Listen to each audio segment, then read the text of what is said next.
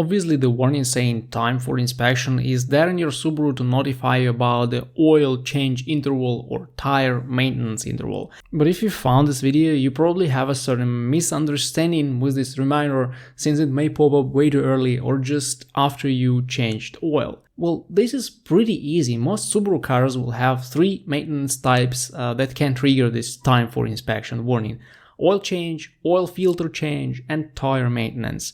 You can set and reset all 3 triggers on your own on the multifunctional display, and later I will explain to you how. But let's figure out first how this reminder works.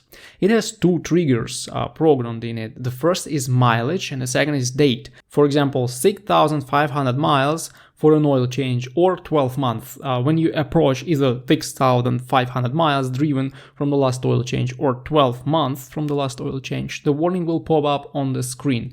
This means that if you see this warning at an inappropriate time, you will need to dig into the settings and see which of those 3 factors trigger the warning and probably set another date or mileage. I'll take the 2015 Forester, show you how to change the settings. Use the pull switches on the steering wheel and find the screen saying pull and hold set button to move to the selection screen. Now pull and hold that set switch in the middle on the steering wheel.